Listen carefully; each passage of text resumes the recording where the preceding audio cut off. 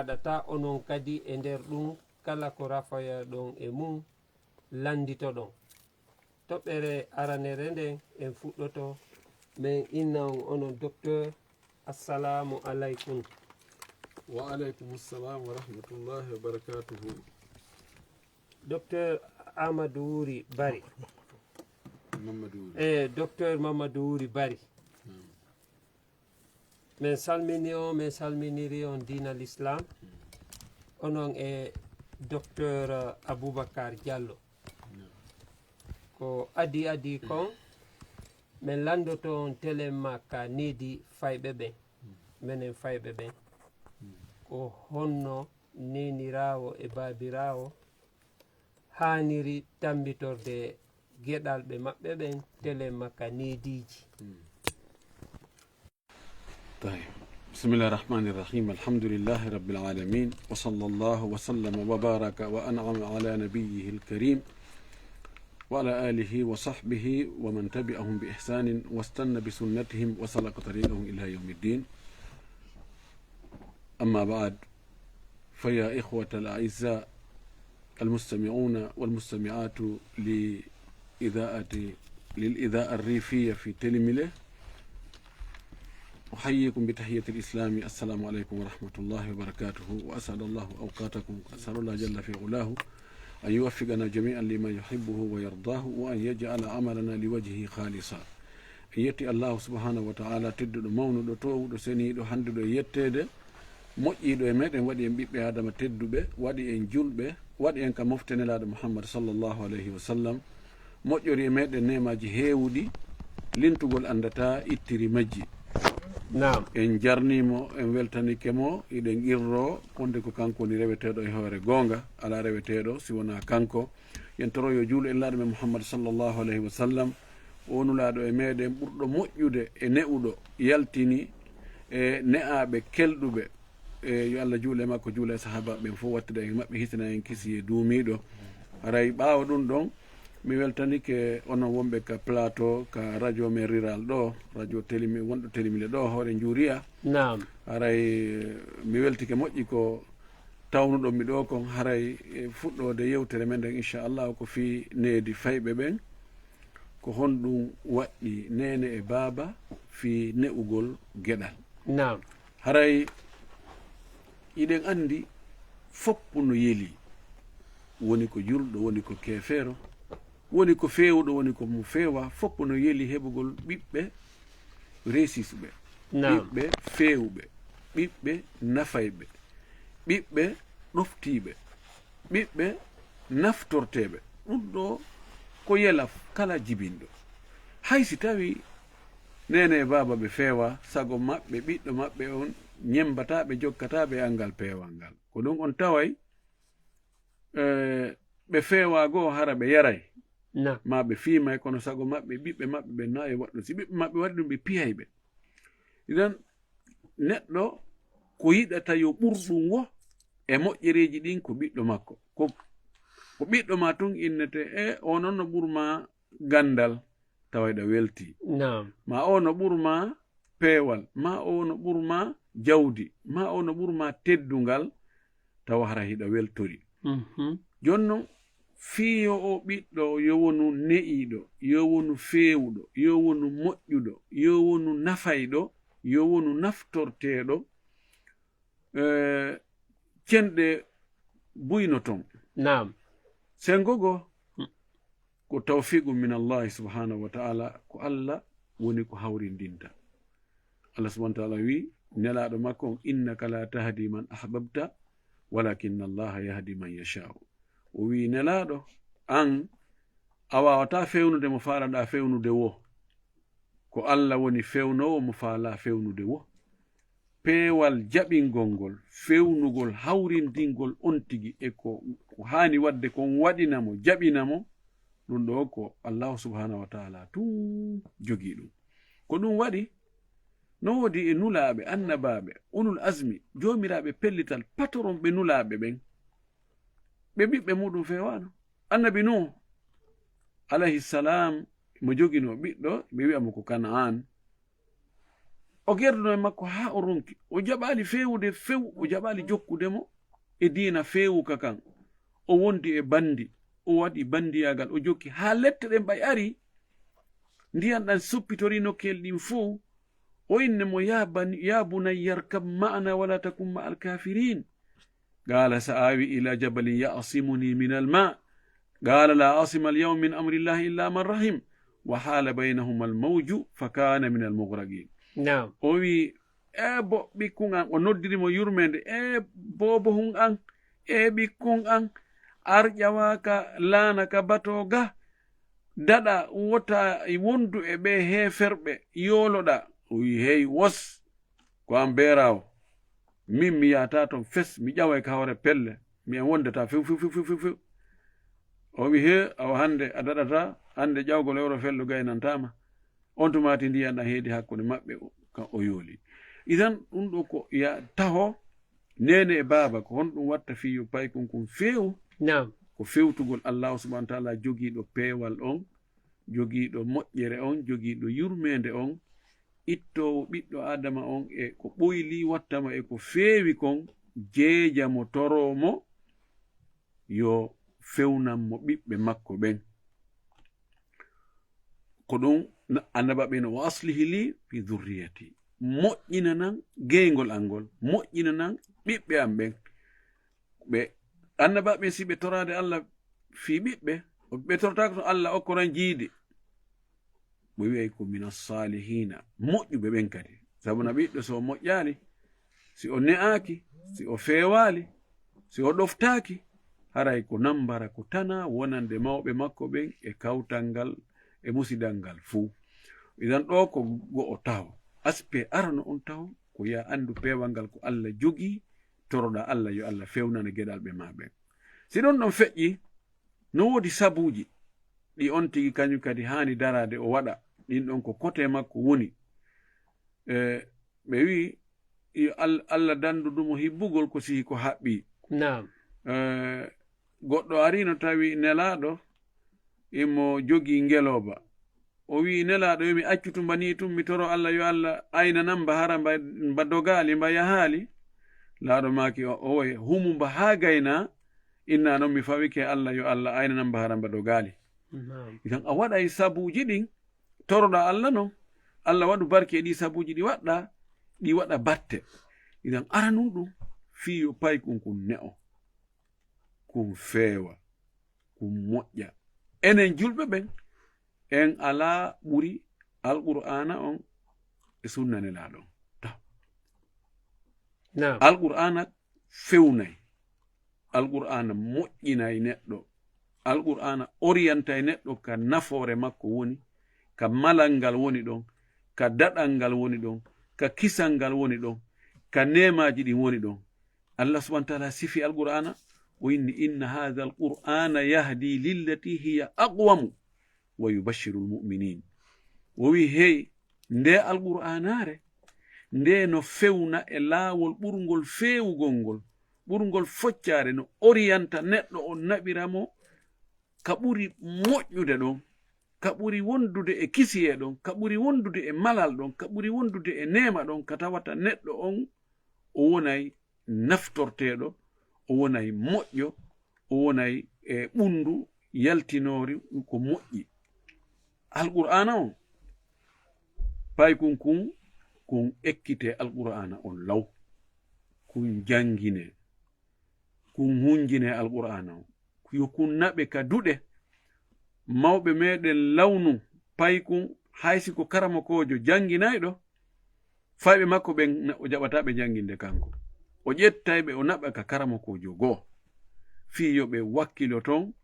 e hara ɓe yowitaki to joni ɓay ko ɓen an ɓe ƴetta ngal teddungal ɗon ɓe wiwo ɓe ronka yangade ɓe ronka wakkilade ɗaɓɓa barki fiyo kun yawton kun yango kun tilfo kun wakkilo kun ɗaɓɓa barki awa kun heɓa needi ndi ɗe duɗe meɗen ka alqur'ana jangete ton ko ton ko neeɓi wo ko neeɓi ko ton needi si heɓoto seeɗa. si tawi woni paykum ɓorde ka kun heɓi duuɓi 4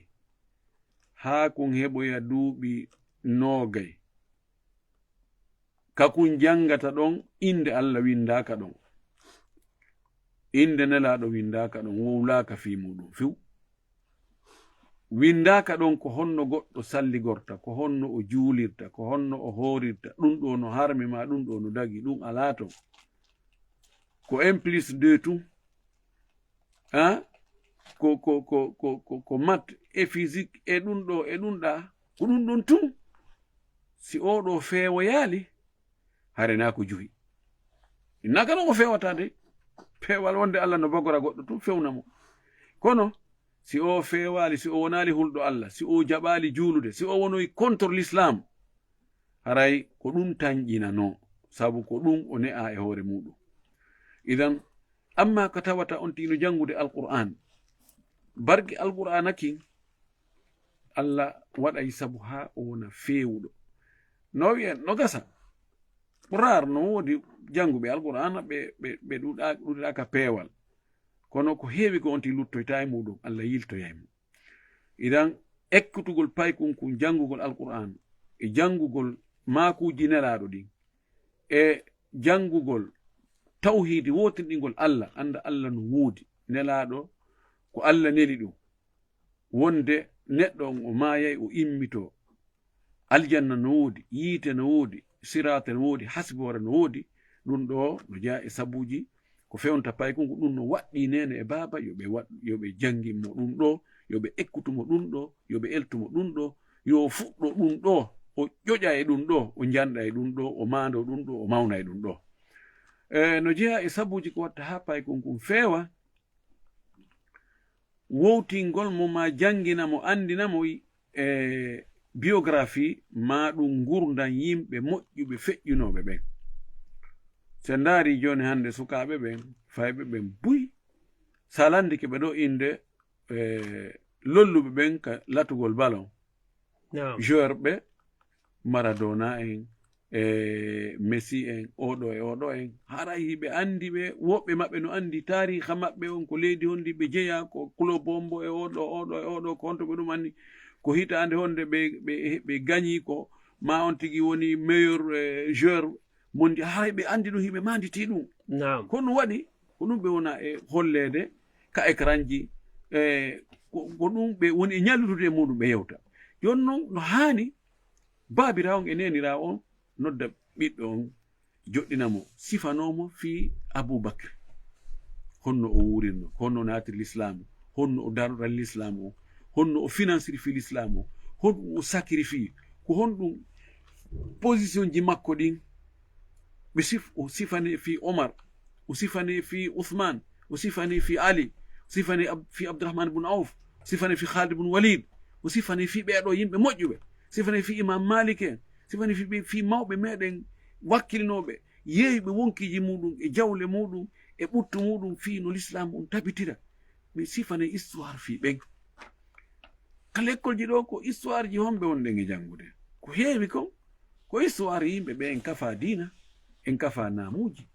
ko ɓen wona e neɗɗo koko o jangi, o yewta, o mantana payko ko ɗum ɗon o holoto, ko ɗum o jandita e muɗum. Idan ɗum ɗo no jeeya e nediji ɗin waɗugol ɗum ɗo, no jeeya e nediji ɗin on tigi aynugol paykun kun o ndara ko honɗum kun paykun jokki, ko homɓe o jokkodiri, sabuna wondigal raɓidiray, moƴƴingol bonɗo ko ɗum ɓuri mettude fi edi bonnugol moƴƴo. ɓe wi anil mar'i la tas'al wasal an qarinihi fa kullu qarinin bil muqarani yaqtadi. Neɗɗo o talando ko kanko woni hombo, ndaari ko homɓe o tekidata, ko homɓe o woni e giirudude, ko homɓe woni immode e joɗode makko. No ɓen wa'i wo wattuɗumo e maɓɓe ñaawu ko ɗum. Si tawi mo fiimata wondi e fiimoɓe, mo dorogatako o tekodi e dorogotoɓe, mo yarata beere o tekodi e yaroɓe beere, ko seeɗa ni o ronkata e accata yargol ngol, seeɗa ni ɓe inna an ko a kommojo, an ko a jofojo, ndaari seetanina ndaari an ko an a watta fiima on, an ko honno ɓurɗa ɓe,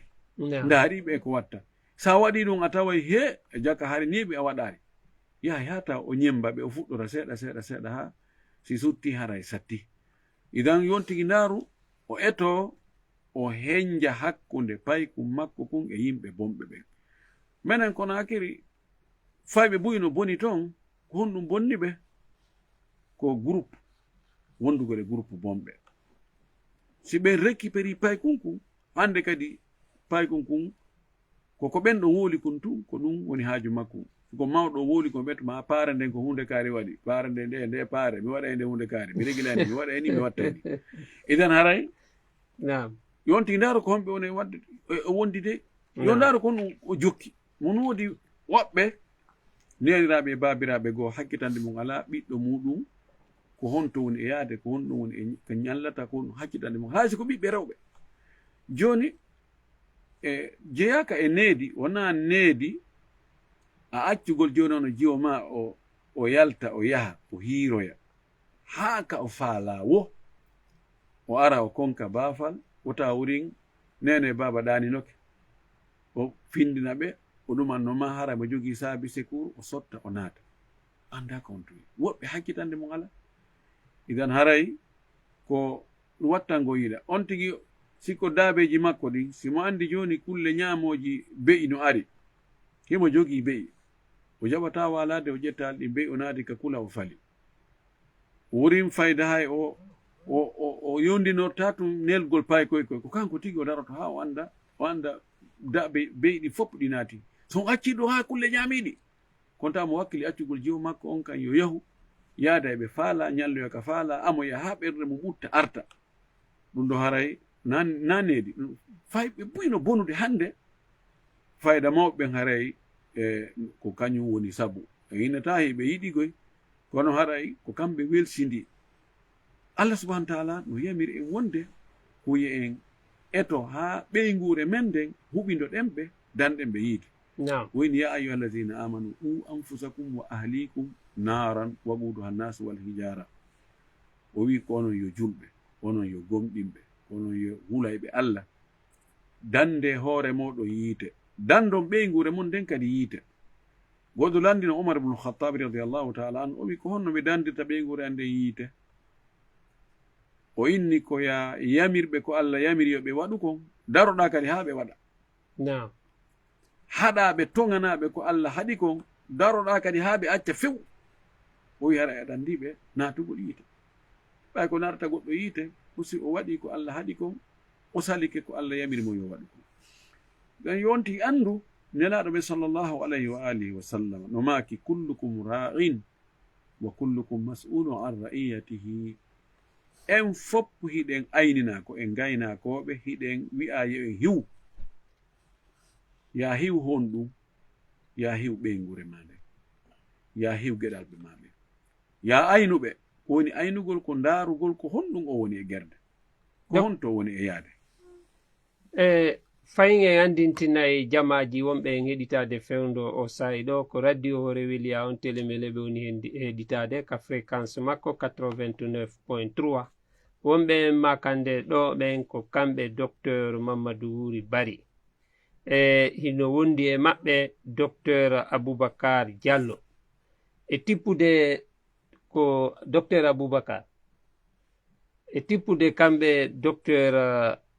Mamadou Wuri Bari ko holli ɗo kon ɗum marɗon ko ɓeydon ɗon ɓayara e ferɗo yimɓe ɓen hino rafa noddugol men jonnitaɓe ɓoggol ngol. bismillahi irrahmani irrahim wa sallallahu wa sallama wa baraka ala nabiyina muhammad wa ala alihi wa sahbihi wa sallama tasliman kasira wa ba'd. Assalamu aleykum wa rahmatullahi wa barakatuh. aray komi mari komi ɓeyditana en ɗo ina wonɓe ɗalgol ɓe fof meɗen ko heɗagol moƴƴa yewtere nden naftora kadi heɓugol karmuko e meɗen ɓen e o saayi ɗo e o mawdu hittuɗo ɗo yewtere fii yo cuuɗi ɗin ɓuttu yo ɓerɗe ɗen waalo ka cuuɗi e ka yaasi hina ko weli fii sey woni anduɓe terengo newɓe yaltini yangodi e paykoye e mawɓe façon ji ɗin fuu yiɓe yewtudema ɓeɗo ɓe yewtete ko woni kon ka bindi e ko woni kon ka pratique ara heɗotoɓe ɓen yo heɗoro moƴƴa wattana kadi hiila ɓe lando kadi kala ko tawi kon ɓe faamali ma ɓe mari paykum nokku wayi ko honno to ɓe amu landagol inchallahu taala. awa docteur aray fayi men jonnitayo maako e jokkano en ɗon ɓay hewti fayda ka jonneten yimɓe ɓen ɗo ɓoggol ngol ɓe nodda en ka 611 35 23 35 ma ka 663 48 78 24 en andintinaɓe aray ko télé makka needi fayɓe ɓen télé makka dina l'islam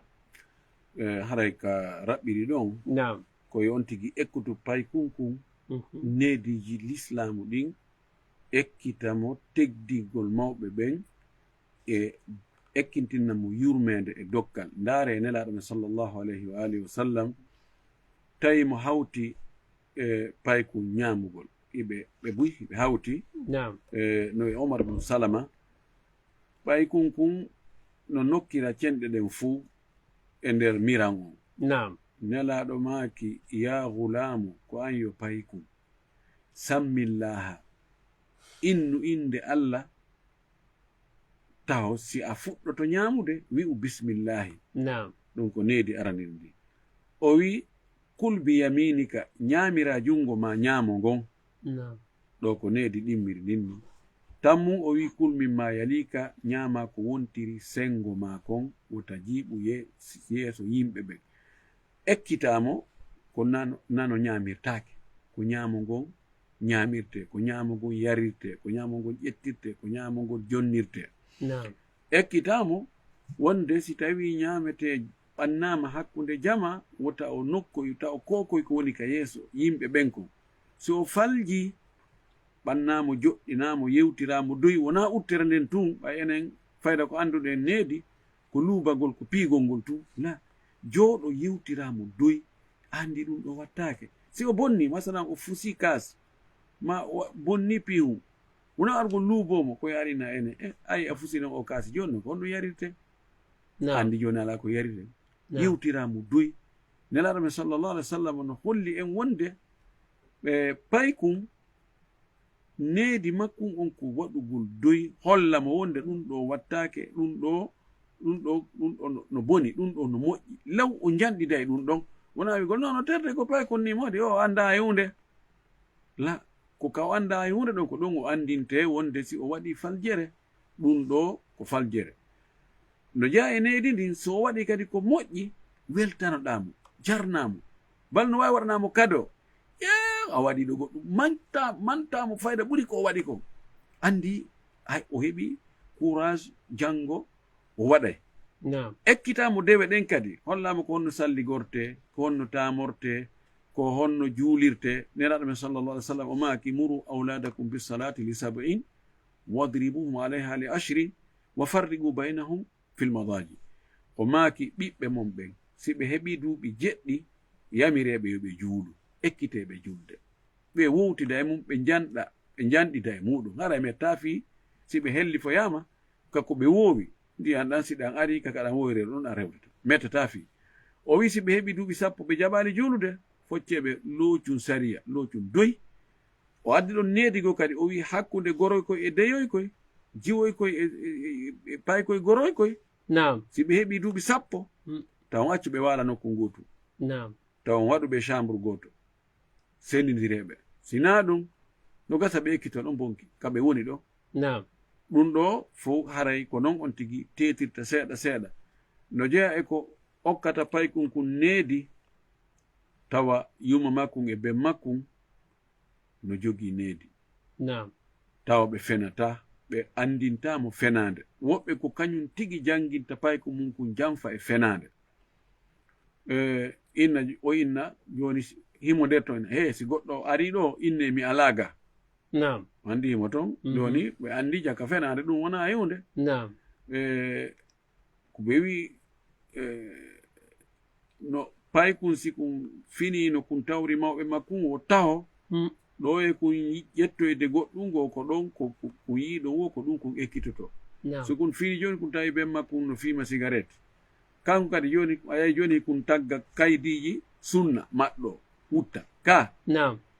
si tawi ko piyowo guitar ko yette sojo piyowo guitar ata joni kankadi mo ƴetta e ɓokkoye haɓɓa e ɗuma e lekkoy wona e goɗɗugol bimana o ñembay ko o tawi mawɓe makko ɓen no waɗa kon ko ɗum waɗi ɓe inni wo nene ko kañum woni lekkol arano o الأم مدرسة إذا أحسنت أحسن ميجتيك أنه جيمان قلوي الأم مدرسة إذا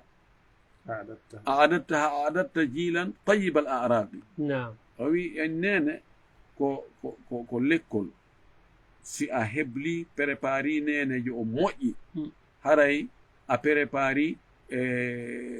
jama a prépari nation sabuna on ɗon o moƴƴina e nation on ko on ɗon woni lekkol arano on ko on ɗon woni exemplaire jo arano on yo andu nene e baba ko kamɓe woni ñentinteɓe paykunkun kamɓe woni darorgal tintorgal paykunkun ko paykunkun yi e juuɗe maɓɓe ɗo woto ko ɗum taw kun ƴettoyta ɗo e kun ƴoƴoyde kun ƴettoya jikku goɗɗo goo ɓe wi ida kana rabbul bayti yadribu duffatan walam tara man fi dari illa wa yarɓusu so tawi jon galle on ko hettosojo piyowo jimberu o wonɓe ka galle ɓe fof a tawa ko amoɓe si baba e piyi yimɓe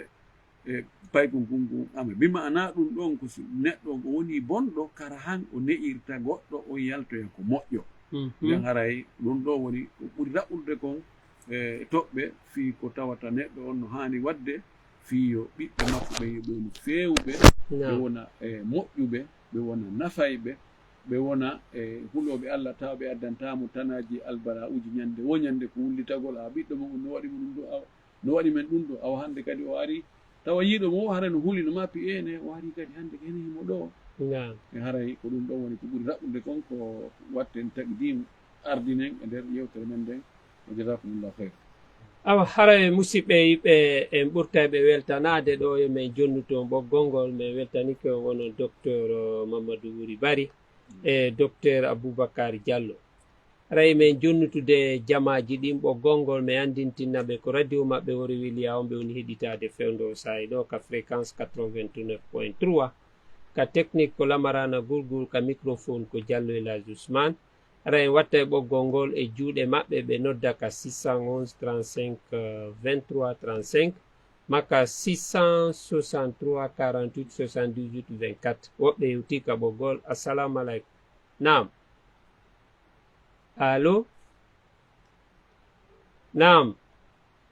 ko tooli waleykum salam wa rahmatullahi ko homɓe yo nodda men on to.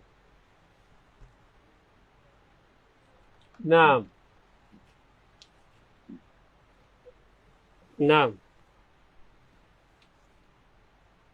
Woye men jenti make.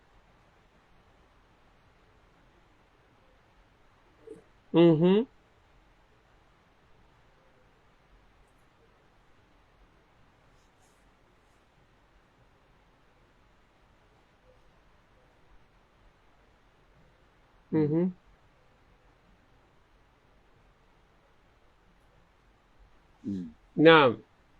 On jarama haray ɓeɗo shukran ara ɓe nani kamɓe docteur Mamadou Wuri Bari han hewti kamɓe docteur Aboubacar Diallo. Naam. haray ɓeɗo ko ɓe heɓe landi ɗo lande ɗiɗi. Naam. landal aranangal ko fi ka juulugol tammugol juuɗe ɗen nde no juula e accitugol juuɗe ɗen nde no juula. Naam. won ɗum ɓuri moƴƴude ɓe landi kadi e janngugol fatiha ngol wiigol bisimillahi rahmani rahim si fuɗɗo alhamdulillahi o e fuɗɗorgol alhamdulillahi rabbil alamin hara wiya bisimillahi rahmani rahim ko won ɗum ɓuri moƴƴude ɓay imo yiya yimɓe ɓe woɓɓe no waɗa ɗum ɗa woɓɓe no waɗa ɗum ɗa. Naam. haray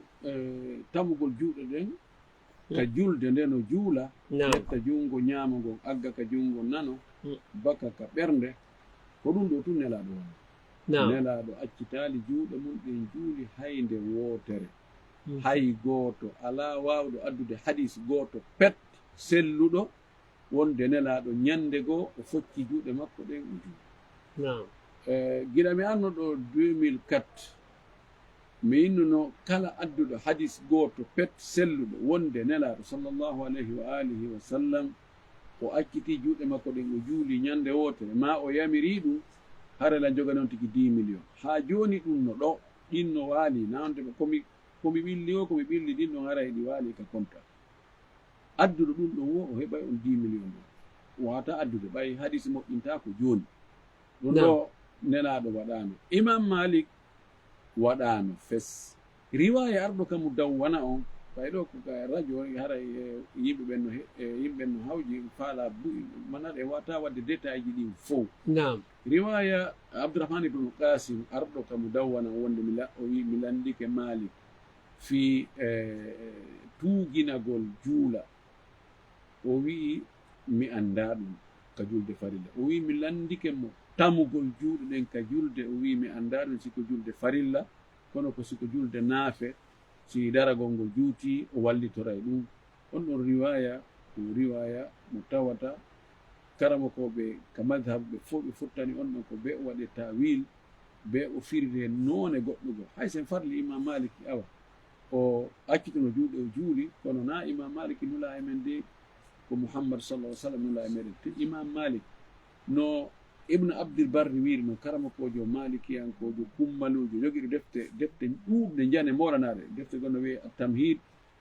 defte gonno wiye al istidkar e defte goɗɗo go o wii nam ka istidkar o wii ma zala malikun yaqbidu hatta laqiya allaha imam malik sertali no tama juuɗe mum ɗen ka julde ha o faati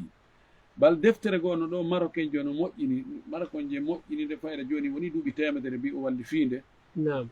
hari muuluwal mayre on lanni kono nde muulitama kesum hinde kadi ka internet inde ka google hinde wi hay'atu nasiki fi anna al qabda fi salati huwa madhabu l imami malik o wi mbaadi wonɗo e rewde allah ko hollata wonde imam maliki laawol makko ngol ko tamugol juuɗe ɗen ka julde deftere nde hinde wooda sa naati hay waɗi yaltine nde e pdf mi wolana ɗum nden inde woɓɓe goo ɓe ɗaɓɓitinde kisamɓe cippininde ɓe cippini nde ɓe imprime nde ɓe addanimmi nuska fen ɗon ila jogii nuska on ka suudu an o yewtu ko laba o addi konnguɗi karama koɓɓen ka madhabe imam malik wonde haray ko selli kon ka madhabu o ko selli kon ka sunna ka dalil ko wonde juulowo on ko yo tamu juuɗe makko ɗen o juula nelaɗo sallllahu alih wa sallam o tamayno juuɗe makko ɗen o juula ko ɗum woni wa'il ibn hujr e oɗo sahabajo o ari o wi mi yii nelaɗo no juula himo ƴetti junngo makko ñaamo aggi e junngo makko nango mo bakki ka ɓernde makko hadis on no ka sahih muslim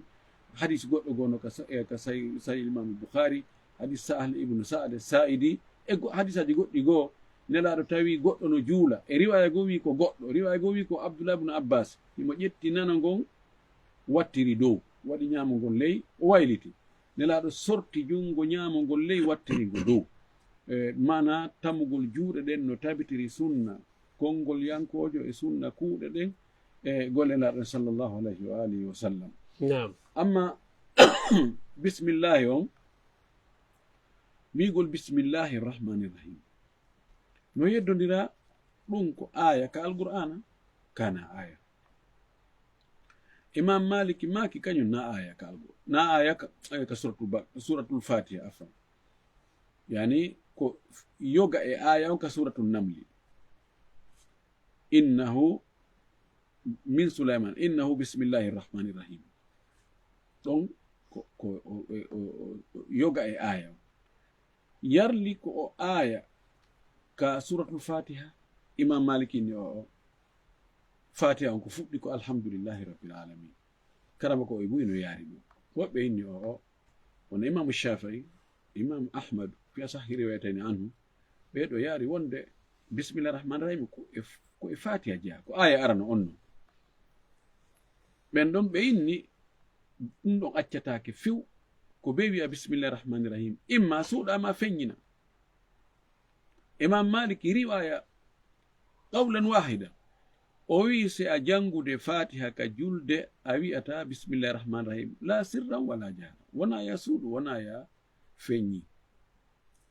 kono ko ɓuri sellude kon on tigi wi'ay bismillahi rahmani rahim nelaɗo ko ɓurno ɗuɗude kon o suuɗaynomo kono wonde himo feññinayno wonde ko ɗum waɗi sa feññini ella ala si a suuɗi ella ala ko woni yiɗa haani janngugol bismillahi rahmani rahim on haray ko ɗum ɗo woni ko annduɗen e masala o wa billahi tawfiq fayme andintina e jamaji ɗin ko kamɓe docteur mamadou wuri bari e docteur aboubacar diallo haray onon docteur aboubacar diallo kon ɗum marɗon ko ɓeydon ɗon jamaji ɗin no rafa e famugol. Waleykum salam wa rahmatullahi. نعم نعم. عليكم السلام. نعم. نعم.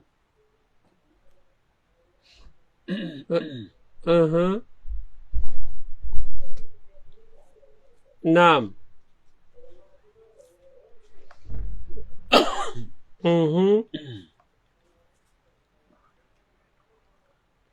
يا رب العالمين. البركة نعم آمين. آمين. كونو ماردون كولاندو دون دون.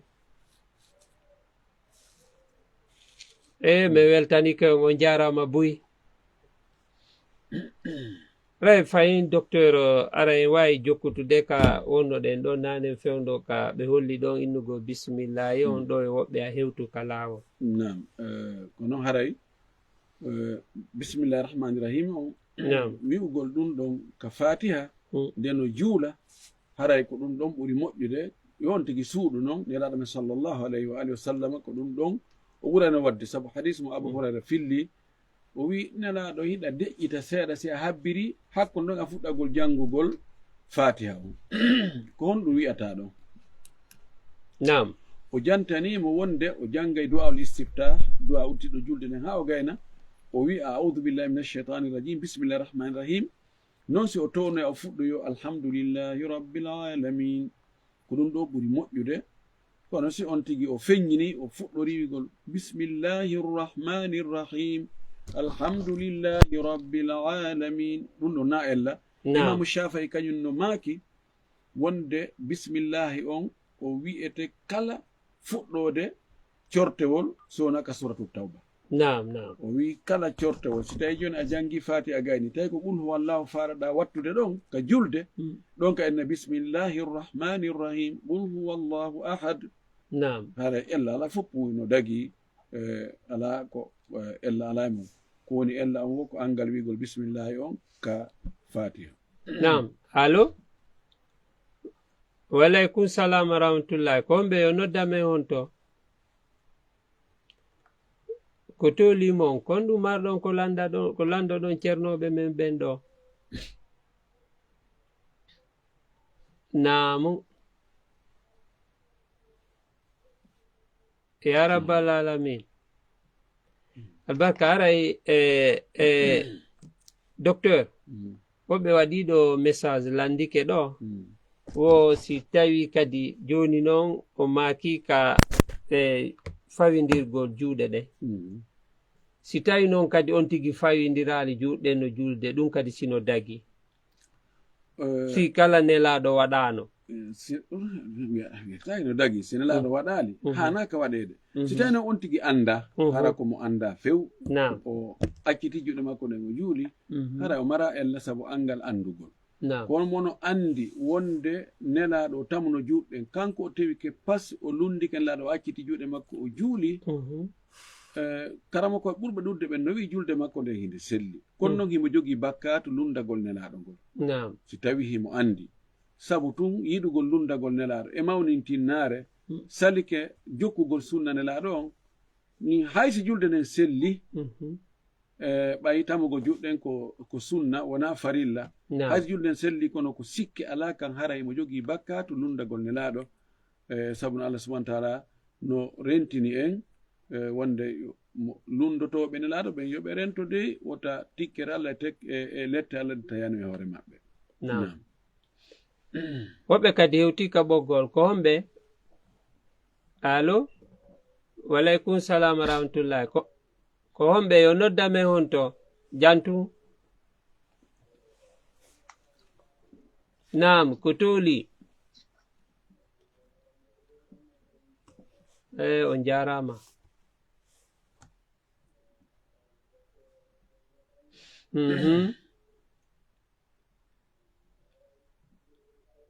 nam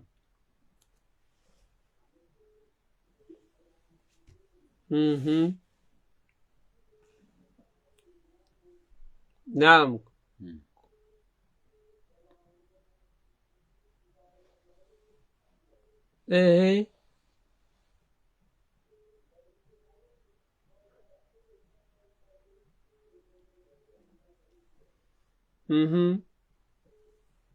joni no e gandal mon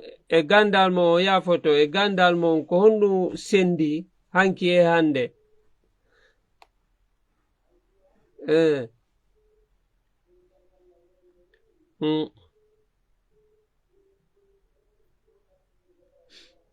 Naam.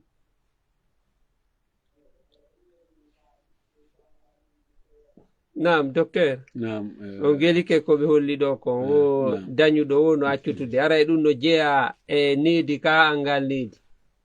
par ce que ko fi needi wonde hollude ko ɓe maaki kon wonde hanki hande on no serti hi ko gonga ɗe woni ɓe ɗum ne'ugol hande no metti fi ko waɗi hande adna on foppu yiitidi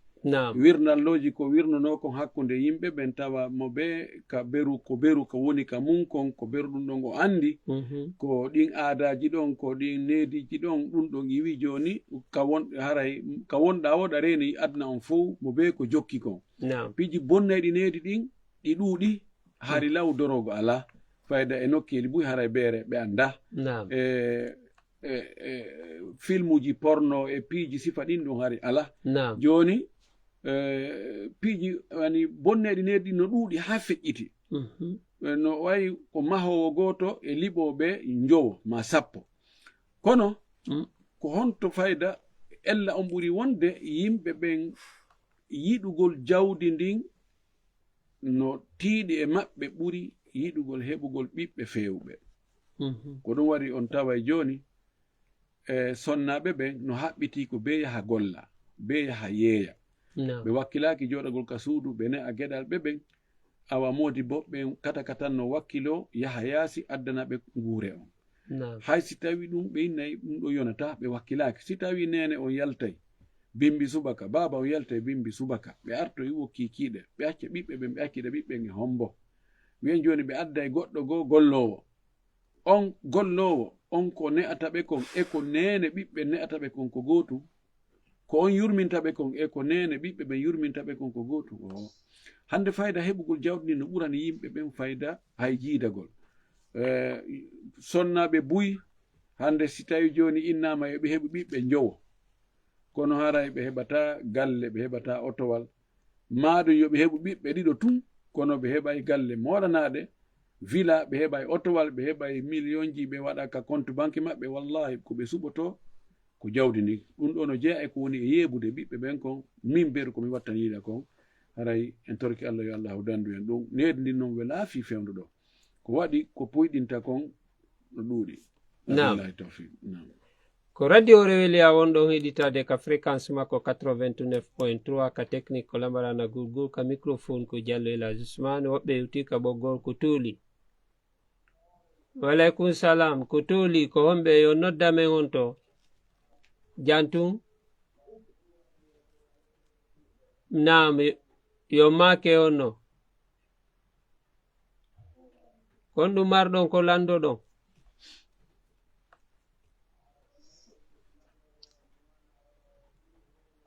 naam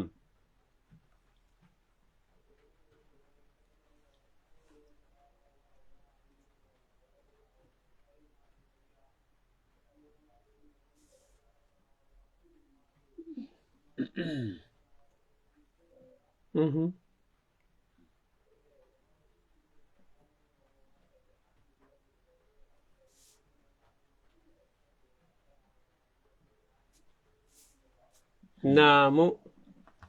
on jarama aray no fottana wonde almami wi'ay sami allahu liman hamida ɓawojo wi'ay rabbana walakal hamdu ma allahumma rabbana walakal hamdu ɗum ɗo no fottana ɓurɓe ɗurde ɓen karama koɓɓen no yaari wonde almami hawteɗi kanji ɗi ɗinon kadi o wi'ay kadi fahin rabbana walakal hamdu nelaɗo meɗen sallllahu alayhi wa alihi wa sallam e hadisaji selluɗi wonde o makano sami allahu liman hamida so ɓanti ko inna rabbana walakal hamdu o hiɓɓidira ɗi kanji ɗi ɗino mana almami ma juulanowo hoore mum kañum tun o hiɓɓidira ɗi kanji ɗi ɗino sami allahu liman hamida e rabbana walakal hamdu amma ɓawo jon yarli kan kadi o innay sami allahu liman hamida imam maliki inni o woye imam maliki wo abu hanifa wo imamu Shafi'i o nam ɓeeɗo almamiɓe fof ɓe yaari wonde ɓaawojo on kañum wiyata sami allah liman hamida kanko inata rabbana walakal hamdu nam dalil maɓɓe on ko wonde nelaɗo maaki ida qala al imamu sami allahu liman hamida faqulu rabbana walakal hamdu nam si almami on ni sami allah liman hamida onon ɓaawo ɓe wi'e rabbana walakal hamdu mana no senda nelaɗo sendi o jonni almami on sami allah liman hamida o jonni ɓaawojo on rabbana walakal hamdu nam imam ahmadu tun o weddori wonde e riwaya makko goo na riwaya ɓurɗo lollude on wonde ɓaawojo on kadi o innay sami allah man hamida o wi'ay rabbana walakal hamdu nam ko honto o cippi ko cippi ko nelaɗo maaki sallu kama ra'aytumuni usalli juule no yirɗon miɗo juulira ni nelaɗo no juuliri noon kanko innano sami allah man hamida o rabbana walakal hamdu idan ɓaawojo on kadi ko non on ɗo yeddodiral ngal na o ndema no tiiɗi ha yetten innen ko ɓuri lollude kon ɓaawojo on kañum wi tun rabbana walakal hamdu hayso innali sami allah man hamida nam amma rewɓe debbo e gorko ka dewe ko gootum sina hara en heɓu dalil ko ittintinta sonnaɓe inna ɗum ɗo ko fi worɓen tun sonnaɓen kadi ɓe wiyayde kono koɓe sowndito so tawi sonnajo no ɓaawo gorko mo julde ɓaawo gorko si gorko inni almami on inni sami allah wano kono kadi sonnajo on waɗirta sabuna kala sili on fof ko gootum no menir noon sina hara en heɓu dalil ko ittintinta sonnaɓen ina ɗum ɗo ko ber worɓen tun wa billahi tawfiq nam aɗa woɓɓe ka dewtika ɓoggol ko tooli ko homɓe nam ko tooli amadou belende nam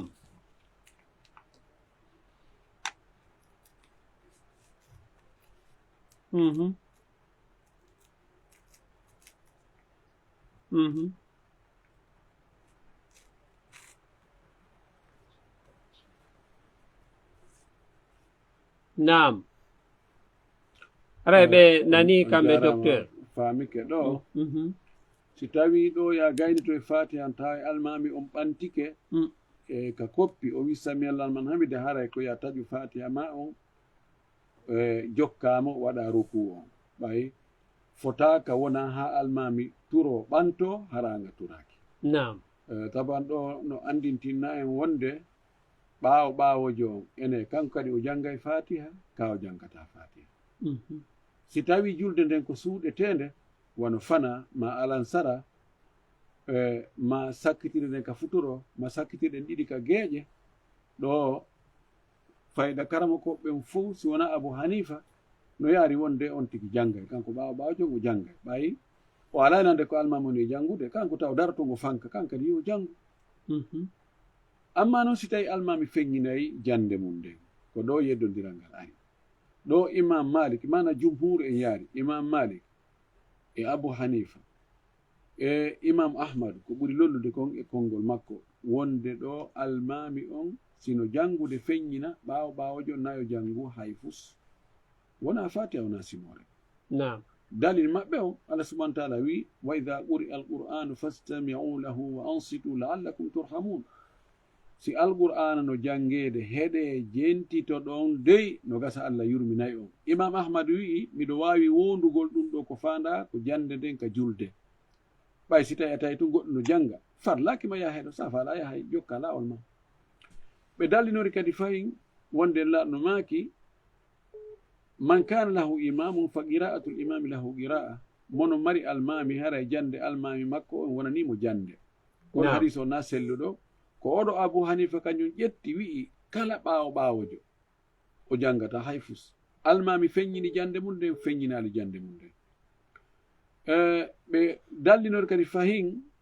kanelaɗo maaki innama ju'ila al imamu li yu'tamma bihi almami ko waɗana ko fiyo ñentina fa ida kabbara fa kabbiru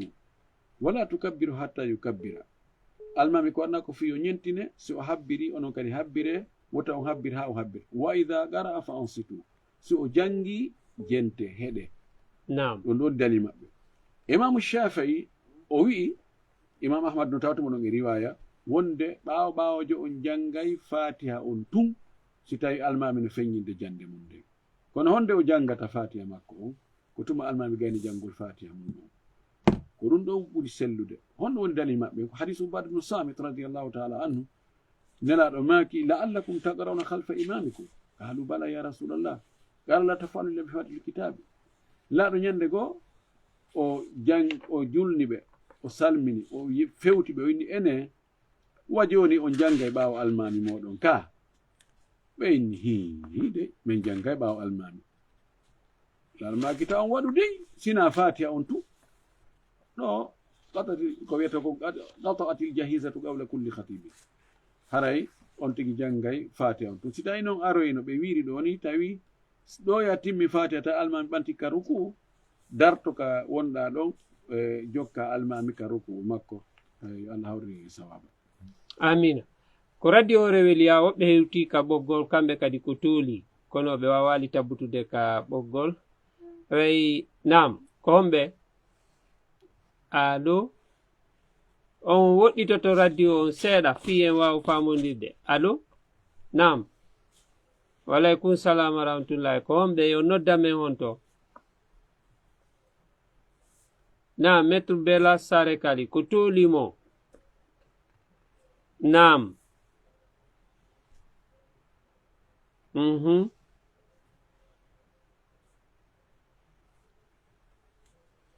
nam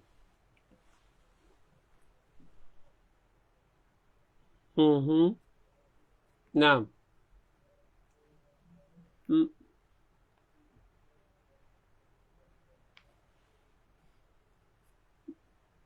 nam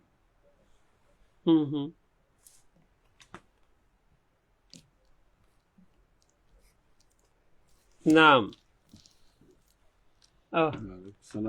docteur o nani ko kamɓe maître Bella Sare Kali landi kon ɗo ɓe landaki ɗo fayda ɓe waɗu ko nam point de vue maɓɓe ɓe ɗumanni hara gonga mawɓe ɓen wonde angal pewal fay ɓen haray ko wiɗen ko mawɓe haray ne jogi sabu e muɗum amma ko tawata haray joni yeddodiriɗen no ɗuuɗi karama ko ɓen no ɗuuɗi feddeji ɗin no ɗuuɗi wonde a heɗoto oɗo o yewta ha inna moodi ɓeɗo ko ɓeɗo jokkisoɓe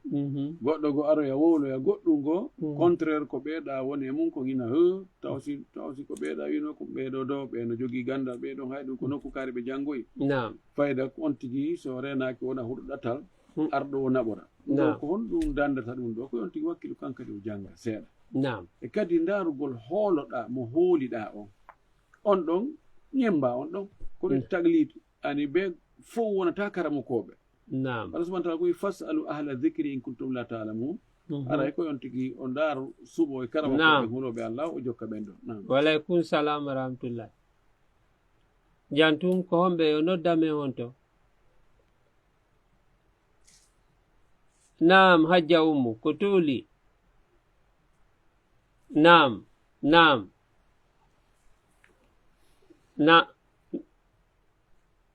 naamu hajja ummu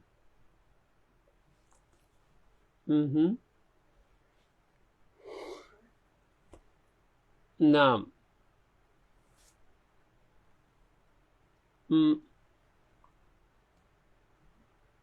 nam awa ajja on jarama albarka haray ko radio rewiliya on ɗo heɗitade fewdo sayi ɗo docteur woɓɓe kadi hewti ka ɓoggol nam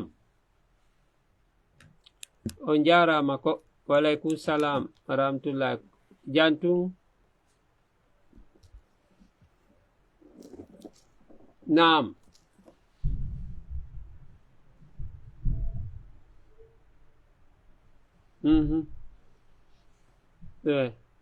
awa aray e lande heña ndiyanɗa menen kay no arde ga moƴƴa min clôtira e woni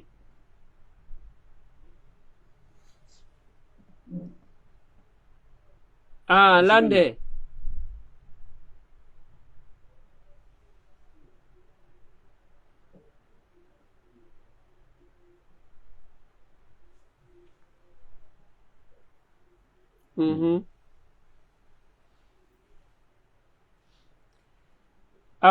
musidɓe yiɓɓe hettotoɓe radio rewiliya ka fréquence makko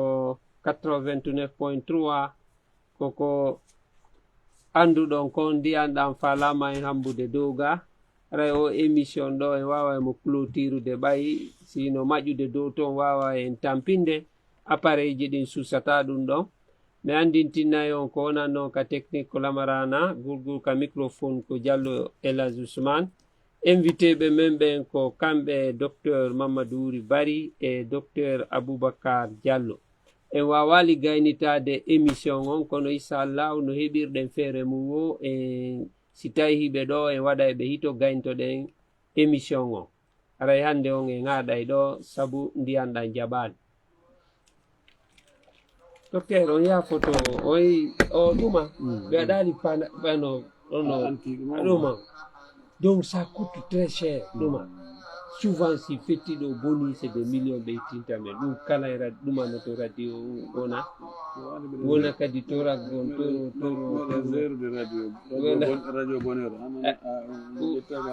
oye min jentata ko ga donc c'est des problèmes men tampi e ɗum ɗo ha menen